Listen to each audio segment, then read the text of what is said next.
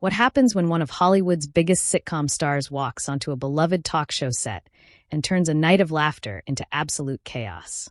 In just 34 seconds, a single dismissive comment would trigger a meltdown so explosive that it would end with security escorting an A-list celebrity off the stage in front of a stunned studio audience. The evening started like any other taping of The Graham Norton Show. The iconic red chair sat empty, waiting.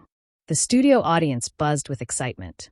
Graham Norton, ever the consummate professional, stood backstage running through his notes one final time. He had hosted thousands of guests over the years. Actors, musicians, politicians, royalty.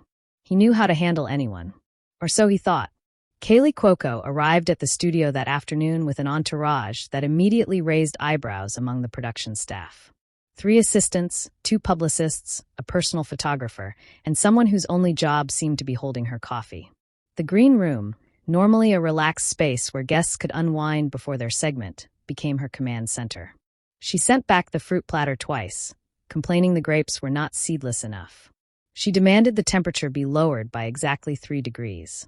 She asked for sparkling water, then still water, then sparkling again, each time sighing heavily when staff brought it to her.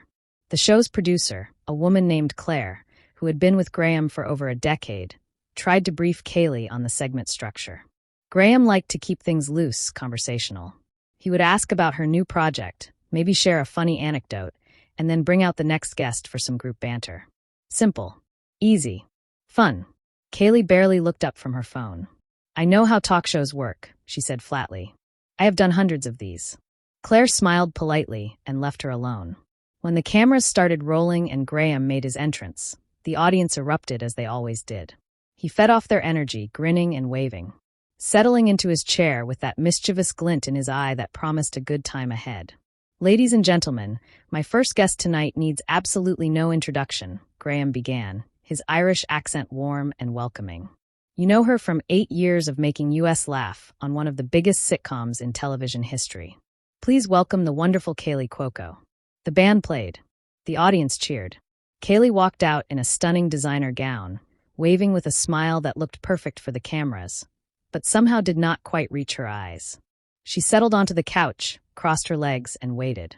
"Kaley, welcome." "Welcome," Graham said enthusiastically. "You look absolutely fabulous. How are you?" "I am fine," she replied coolly. "Thank you for having me." There was already something off in her tone. Graham, professional that he was, pushed forward. "So, you have got this new project coming out. Tell us about it. It sounds fascinating." Kaley shifted in her seat.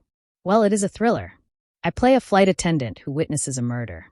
Very different from anything I have done before." "That does sound different," Graham said. "I mean, we are so used to seeing you in comedy. Was it challenging to make that transition to something more dramatic?" And here is where things started to crack. Kaley let out a small laugh, but it was not friendly. "You know, Graham, I think that is a really simplistic way of looking at acting. Like I am just a comedy person who cannot do drama. I trained at actual acting schools. I have range." The audience went quiet. You could feel the temperature in the room drop. Graham, to his credit, tried to smooth it over. No, that is not what I meant at all. I just meant it must be exciting to show a different side of your talents. That is all." "Right," Kaley said, clearly not convinced. "Sure." An uncomfortable silence hung in the air.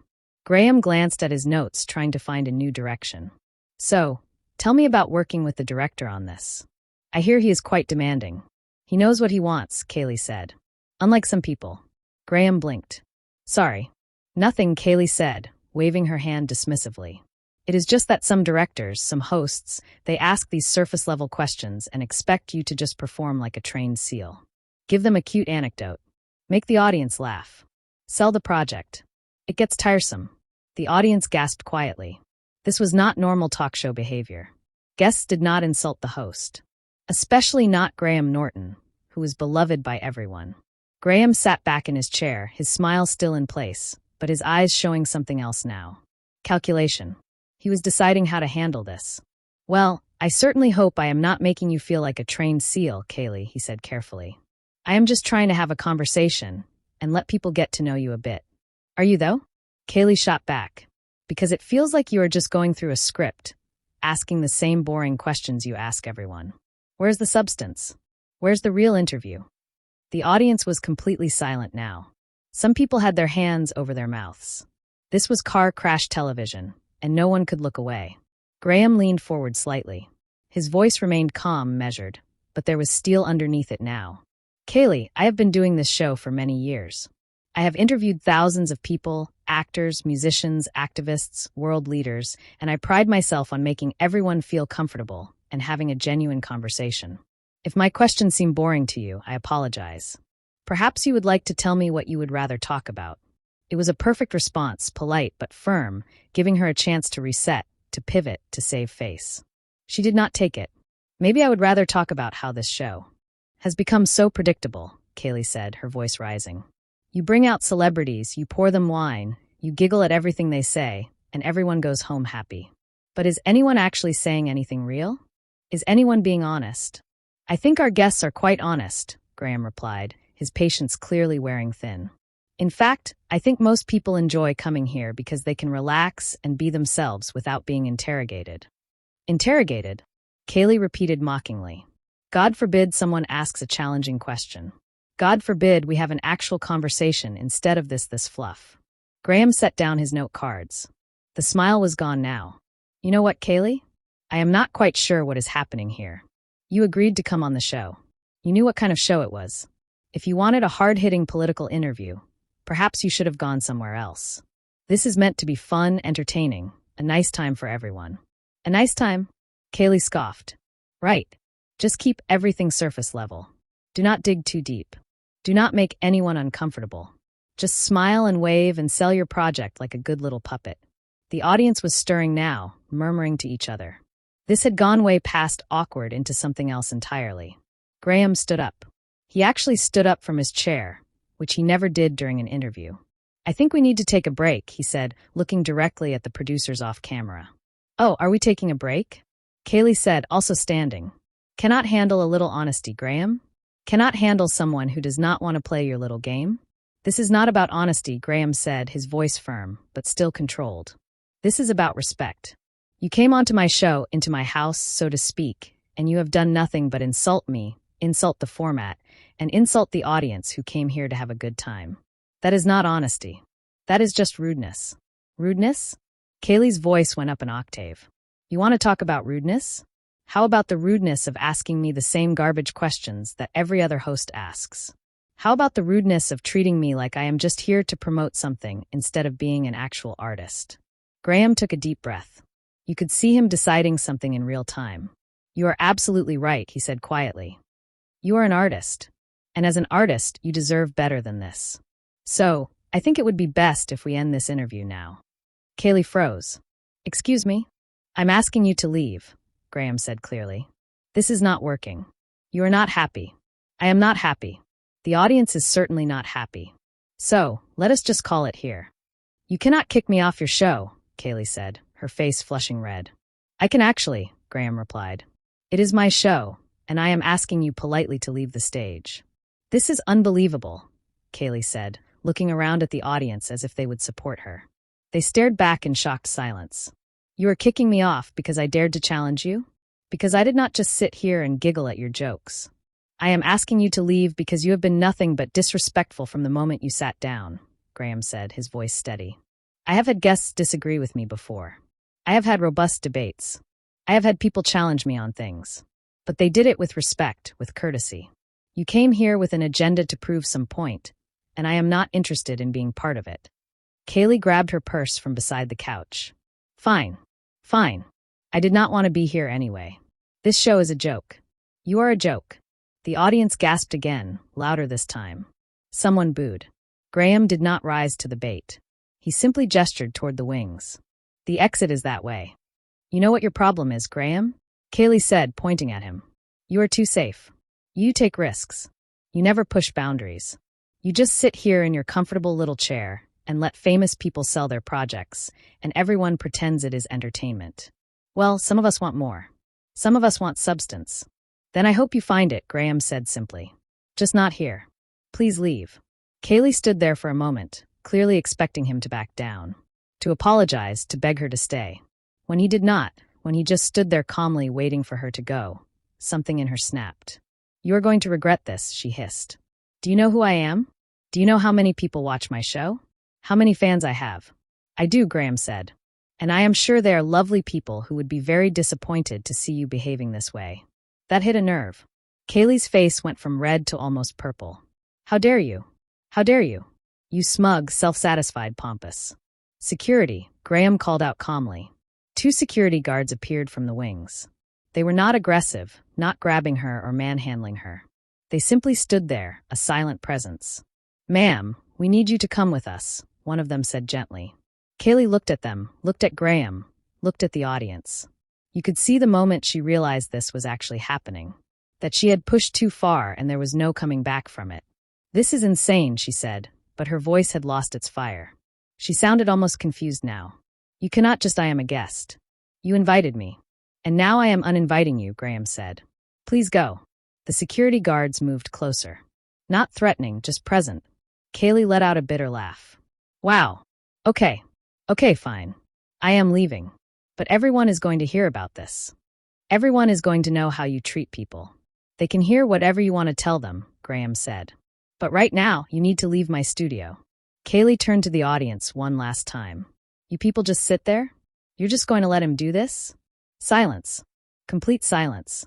She shook her head in disgust and started walking toward the wings, the security guards flanking her.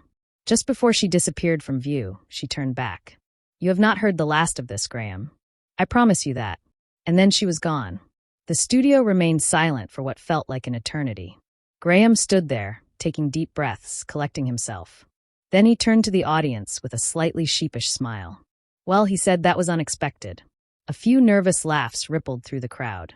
Graham sat back down in his chair, straightening his jacket. I am terribly sorry you all had to witness that. That is not how we usually do things here. More laughs. More supportive applause. I want to be clear, Graham continued, his voice serious now. I have nothing against Kaley Cuoco. I think she is a talented actress, but I also think that when you come on to someone's show, you treat them with basic respect. And that was not happening tonight. The audience erupted in applause. Supportive, understanding applause. Graham smiled, genuinely this time. Right then, shall we try this again? I have another guest backstage who I promise will be much more pleasant. Laughter and cheers. Ladies and gentlemen, please welcome, and just like that, the show went on. Because that is what Graham Norton did. He was a professional.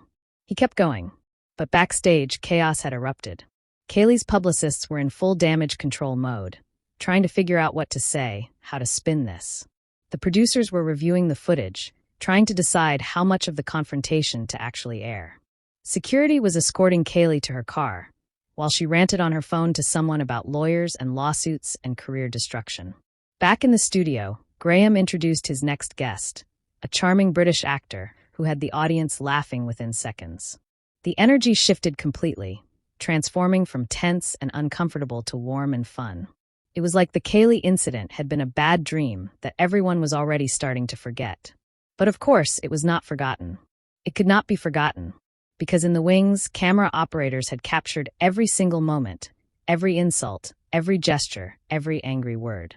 The footage was damning, clear, and undeniable. Graham finished the show with his usual grace and humor. He thanked the audience, thanked his guests, made a few jokes about the evening's earlier drama without being cruel or vindictive. He was, as always, a class act. When the cameras stopped rolling and the audience filed out, still buzzing about what they had witnessed, Graham sat alone on his couch for a moment. One of the producers approached him carefully. "Are you okay?" she asked. Graham nodded slowly. "I'm fine. I've never had to do that before. Ask someone to leave." "You handled it perfectly," the producer assured him. She was completely out of line. Everyone could see that. "I know," Graham said quietly. "But still, it is not a nice feeling, is it? Throwing someone out." "You did not throw her out," the producer corrected gently. "You set a boundary when she crossed a line repeatedly. There is a difference." Graham smiled at her. "I suppose you are right." He stood up, stretched, and looked around the empty studio. The magic of television was that in a few days this would air and millions of people would watch it. They would see exactly what happened. They would form their own opinions. But Graham already knew what those opinions would be, because the footage did not lie. It showed a host trying his best to conduct a pleasant interview and a guest determined to make it difficult. It showed patience meeting hostility. It showed professionalism meeting entitlement. The conversation between them had started normally enough. Just simple questions about her work. But Kaley had turned it into something else entirely. She had challenged him not with intelligent discourse, but with contempt. She had mistaken rudeness for honesty and aggression for authenticity. And when Graham had finally said enough, when he had drawn that line in the sand, she had revealed herself completely. The anger, the threats, the inability to accept responsibility for her own behavior. All of it caught on camera. All of it undeniable. As Graham gathered his things and headed to his dressing room, he thought about all the guests he had hosted over the years. The funny ones, the shy ones, the nervous ones, the brilliant ones. Some had been difficult in small ways, requiring extra patience or careful handling. But none had ever been like this. None had ever forced him to make such a dramatic decision. He hoped he would never have to do it again. But if he did, he knew he would handle it the same way. With dignity, with firmness, and with respect for his audience and his craft. Because that was who Graham Norton was. A professional who knew his worth and refused to be diminished by someone else's bad behavior, no matter how famous they were. The door to his dressing room closed behind him, shutting out the noise and chaos of the evening. Tomorrow, the footage would be reviewed. Decisions would be made about editing. Statements would be prepared. But tonight it was over. Graham Norton had defended his show, his standards, and himself. And he had done it with the same grace and class that had made him one of the most beloved hosts in television history. The red couch sat empty under the stage lights, waiting for the next show, the next guest, the next conversation. Because, no matter what had happened tonight, the Graham Norton Show would go on. It always did. And somewhere in the city, Kaley Cuoco sat in her hotel room, finally alone without her entourage, replaying the evening in her mind. The looks on people's faces, the silence from the audience, the calm certainty in Graham's voice when he asked her to leave. Maybe, in the quiet of that moment, she began to understand what she had done. Or maybe she was still convinced she had been right. That everyone else was wrong. That she had been the victim of an unfair host and an unsympathetic audience. Either way, it did not matter anymore. The cameras had captured everything. The truth was on tape. And soon, the world would see exactly what happened when a Hollywood star forgot that talent does not excuse bad behavior. And fame does not grant permission to treat others with contempt. The conversation that ended Kaley Cuoco's appearance on the Graham Norton Show was not long. From her first dismissive comment to her final angry exit, the whole confrontation lasted maybe 10 minutes. But in those 10 minutes, she had managed to alienate an entire studio audience, insult one of television's most respected hosts, and create a moment that would define her in ways she never intended. All because she could not simply sit down, answer some questions, and treat another human being with basic courtesy and respect.